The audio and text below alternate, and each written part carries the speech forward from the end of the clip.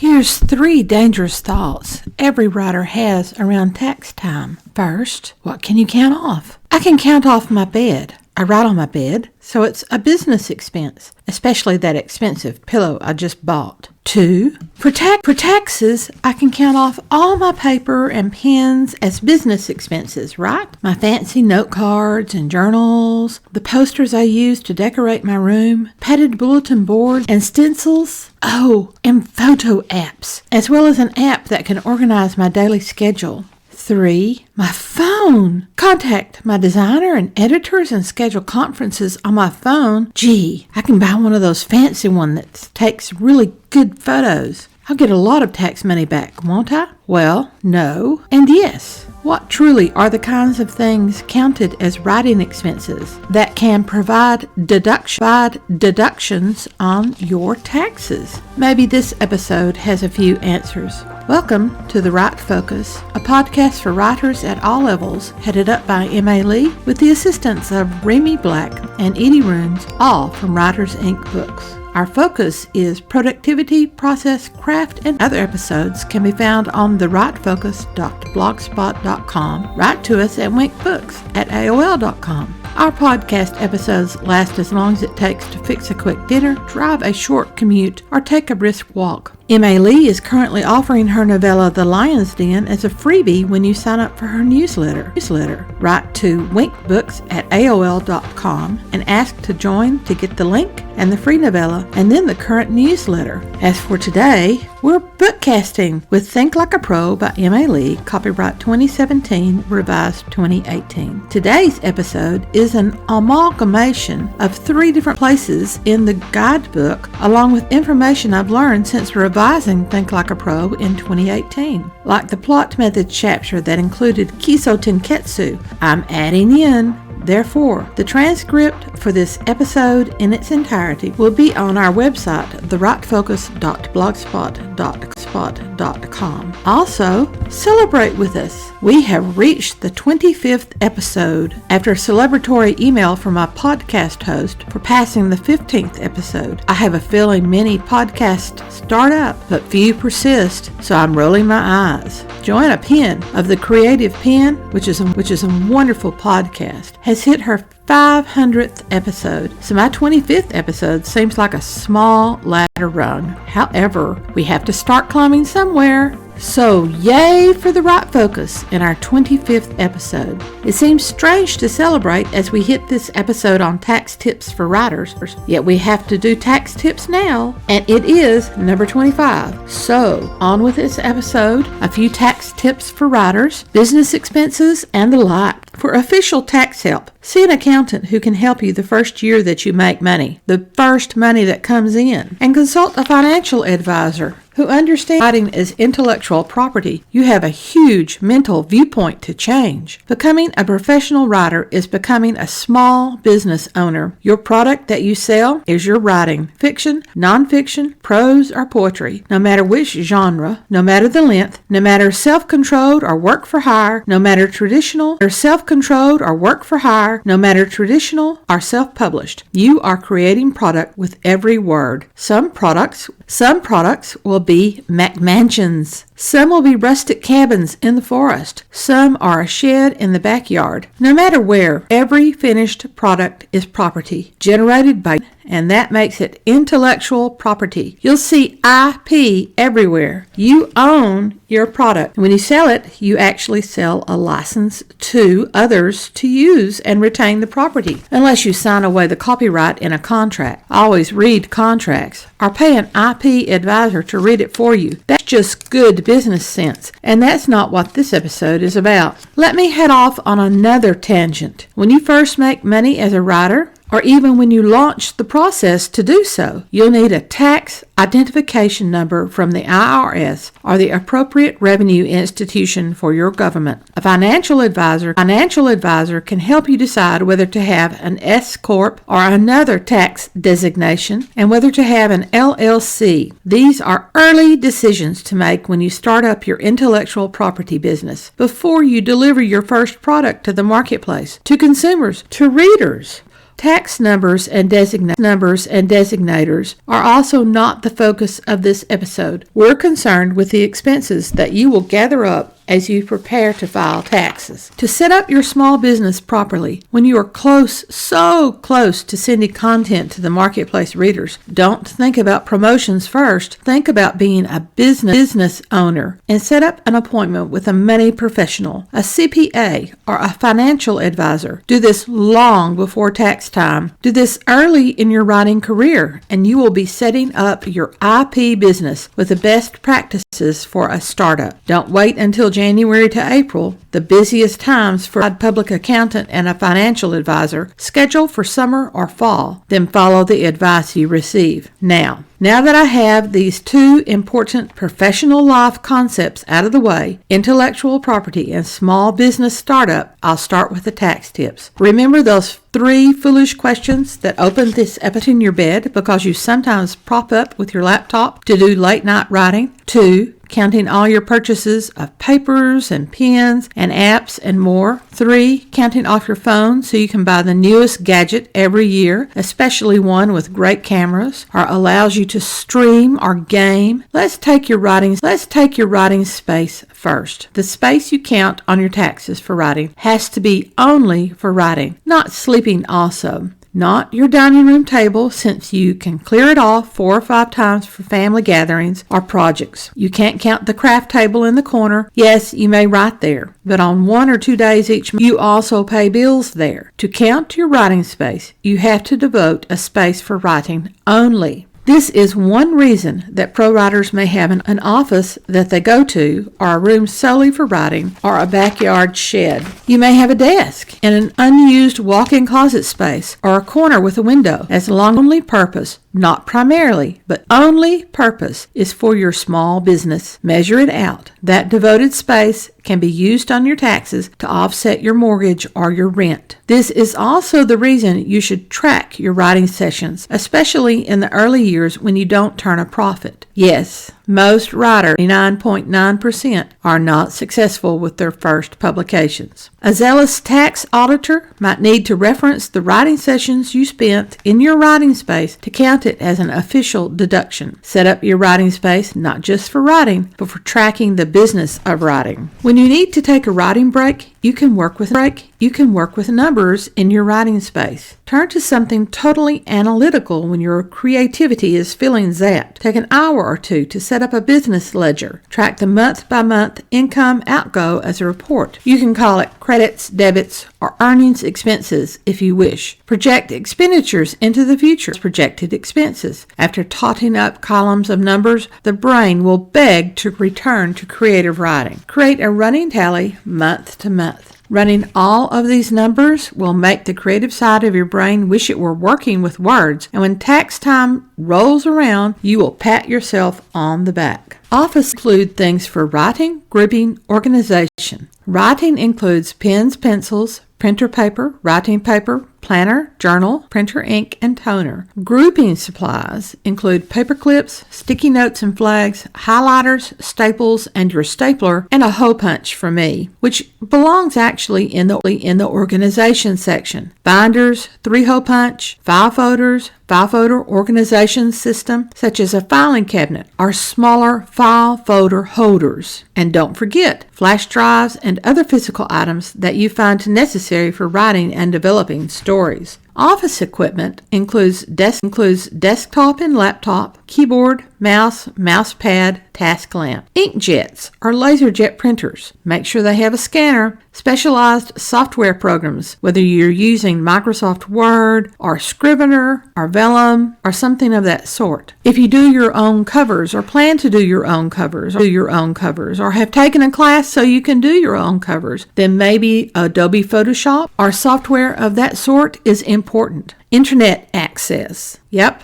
that counts. For audiobooks, any special software programs, headphones, microphones, a cost of a reader, etc. Any subscription programs such as internet hosting or an email aggregator like MailChimp or a mileage tracker or computer planner, and any equipment rentals. Operating expenses are those that are beyond office supplies and office equipment. Expenses that cover what you have to be a writer, to promote your writing, and to publish your writing. Do you have a separate bank account for your writing? The cost of that account should be deductible. If you use your smartphone to write, to record mileage, to contact and consult your designers and editors, or for any use, then a percentage of its cost can be deducted, but only a percentage. An accountant can tell you how much can be deducted and how to record its use in order to receive the deduction. Business licenses and permits. To publish on electronic distributors like Amazon, Smashwords, Draft to Digital, you need a tax ID number. That's a business license. ISBNs have to be purchased. The copyright fee has to be paid. Publishing expenses include your cover designer, your agent if you're traditionally published, and the printing cost of the book if you're publishing it yourself or with a vanity publisher. Do you have an email list aggregator like MailChimp or Drip, GetResponse, Aweber, Constant Contact, ConvertKit? That cost. If you are selling from your website, any fees that you pay to services like PayPal or Square should be counted. These count as merchant processing fees. Also, if you are selling personally, you will need to collect sales tax and turn over any monies owed taxes to the proper authorities. Professional expenses include costs as a professional in the field of writing. Dues for any writing organization are included here. Whatever your genre, you need to belong to a national organization which has a primary purpose of the defense of writers. Some organizations are genre specific, such as Romance Writers of America and Science Fiction Writers of America and the Mystery Writers of America. Yet their advice and support will help you no matter what genre you write in, and even if your writing is not genre specific. Many of these organizations have different levels of membership. Sisters in Crime has the Guppy chapter, which is geared to the newbie.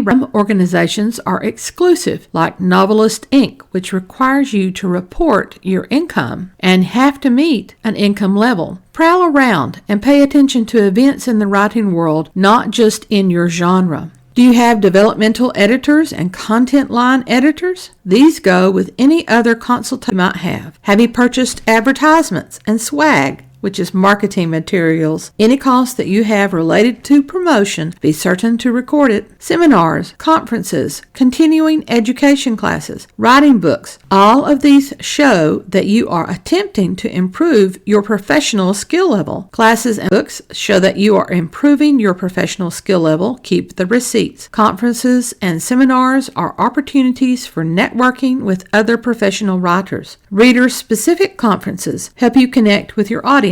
Everything you do, marketing and writing, is directed toward your readers. Interaction with them shows that you are building a market for your writing. Professional gifts given, including meals and entertainment, as well as tickets and other gifts, can also be deducted. You are creating goodwill with the people that you contract with. As for mileage, you can use an app to record your miles, or you can keep a little notebook. Either way, check your trip log against your planner to ensure that everything is added in. Note down the reason for the trip, research, inspiration, consultation, marketing, supply run, etc. Any auto expenses related to your work performance should also be counted. I guess this means that if you had a flat tire while driving to a conference, a percentage of that cost for it to be changed and repaired can be deducted. An accountant can give you more information. Miscellaneous expenses include the cost of tax preparation, a percentage of your utilities, water, gas, electric, based on the size of your writing space. Any air cost and maintenance cost can be deducted. If they are related to writing, record them. Record as well the reason that these costs are related to your writing so you don't forget maybe months later.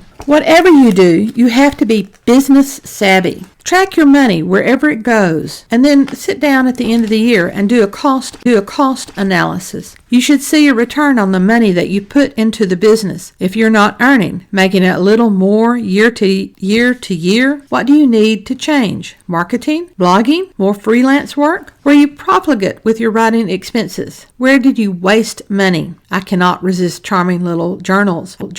I don't count them off on my taxes, but I keep buying them. Yes, I am a paper nut, for I have over a dozen now with no immediate opportunity for their use. I am a pen nut, too. Our profligate expenses may be in paying others to do things that we could have figured out on our own. However, sometimes it behooves us to pay others to do those things if we spend that time saved in writing. If that time saved was not put to writing, well, what a waste. Basically, anything related to the creation of intellectual property is an expense. When you go on a trip that's not specifically related to writing, journal everything about your impressions of the place, descriptions, experiences, and your writing itself. A portion of that trip now becomes inspiration for writing. It's research for your writing, and it's deductible. That's straight from my CPA. Count your devoted research trips, as well as books and webinars that you purchase to improve your craft, professionalism about writing. Definitely count the cost of a writing conference, the hotel room and its fees, its taxes, the cost of food. Not in this past Corona coaster year when conferences canceled right and left and sideways, but definitely in the future.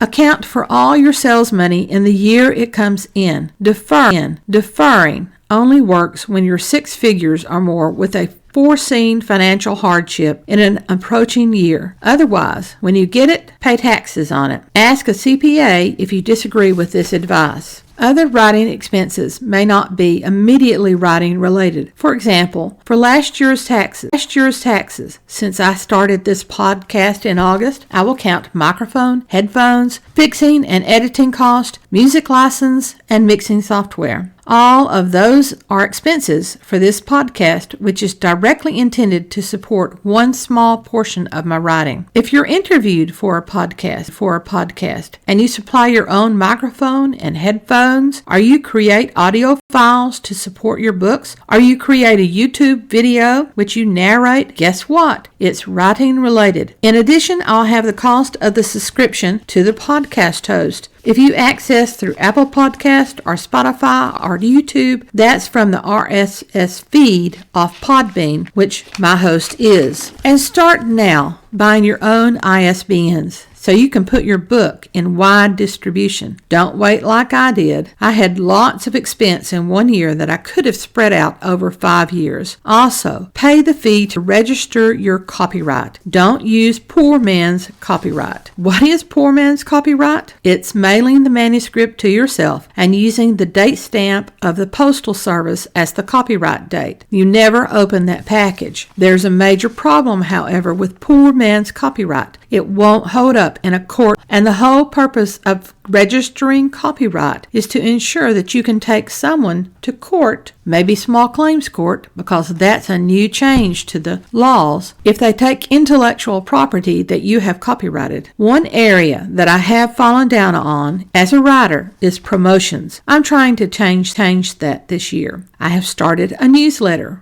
prompted by my first subscriber. I hope to have more subscribers soon. A newsletter requires an email aggregator, and I'm still figuring out the one to which I subscribed. I set up 3 emails with myself as a subscriber and didn't receive the first one. When I finally figure it out, I'll tell you the service. I've also joined BookFunnel. My free novella comes through BookFunnel. As you go year to year with subscriptions to services and to professional organizations, you need to consider if your goals are being met. Divorce your emotions and go with logic. You can have your emotions and go with logic. You can have emotions with your personal money, but we're in a small business now. Logic wins the day. I'm certain I've missed some expenses. Hopefully these lists and my rattling over them will have dinged off expenses you should count at tax tax time. Remember, first protect your writing like a professional small business. Writing is not a hobby. We're going professional. Next week, we finish the guidebook with Chapter 7, One Resolution. After Think Like a Pro, we'll be bookcasting Write a Book in a Month, published under my Remy Black moniker. Yes, if you hadn't figured it out, M.A. Lee, and Remy Black and Edie Runes are all one person. I talked about pseudonyms in the 7th episode, Part 2 of What's in a Name, way back last fall. I still haven't decided if the upcoming Write a Book in a Month will be one Wednesday, as always, only Wednesday weekend episode, or daily, which is how the original blogs occurred back in April of 2019. Until next Wednesday, write on.